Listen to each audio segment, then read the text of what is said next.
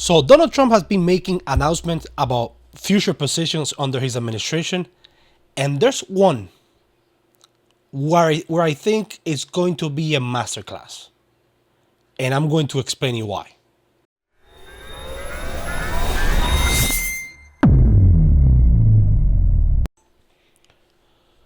So do you guys recall when this happened to Tulsi Gabbard?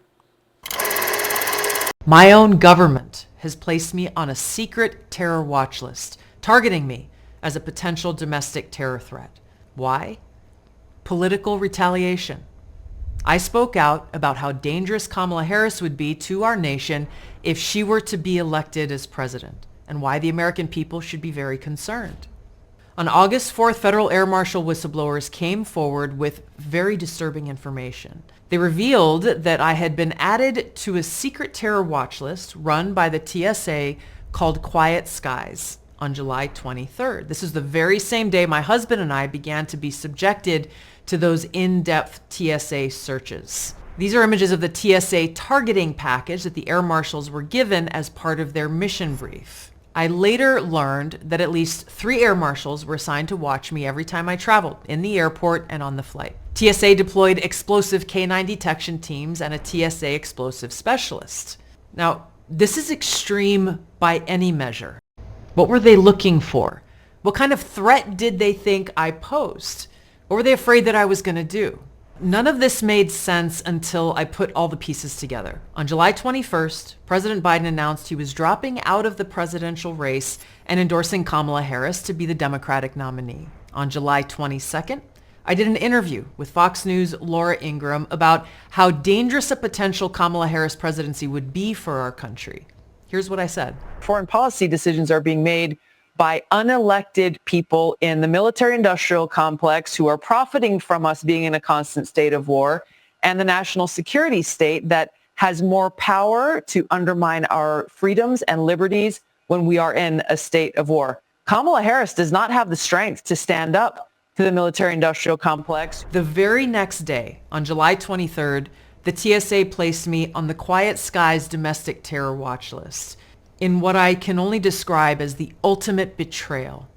After putting my life on the line to defend the safety and security of the American people, the Harris-Biden regime has now labeled me a domestic terror threat. Why? They see me as a threat to their power. The Harris-Biden administration and Democrat elite have spent years weaponizing our law enforcement, our national security state, even enlisting the help of their friends in big tech and the mainstream propaganda media to retaliate against those who dare to criticize their actions and their policies. And why is this a masterclass move by Donald Trump? Where was Tulsi appointed in his administration? Tulsi is going to be appointed as the Director of National Intelligence, which is going to be overseeing 18 spy agencies. And what had happened to her?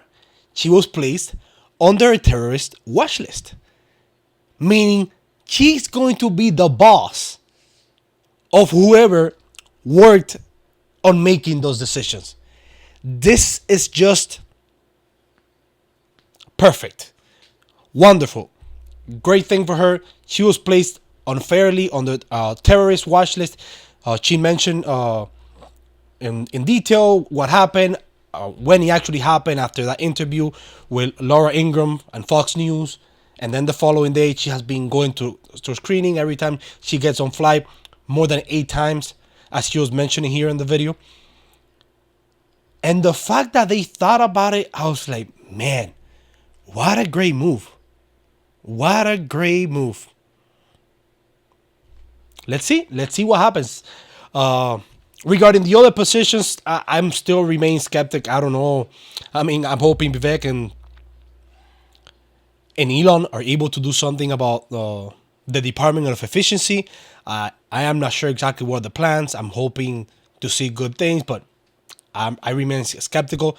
I just thought out of all the positions, this is excellent. This is excellent. And on the Marco Rubio one, I think it was also smart. Why it was smart? People that might not understand. Marco Rubio was born in the U.S., but he's of Hispanic descent. His parents or his mom are Cuban.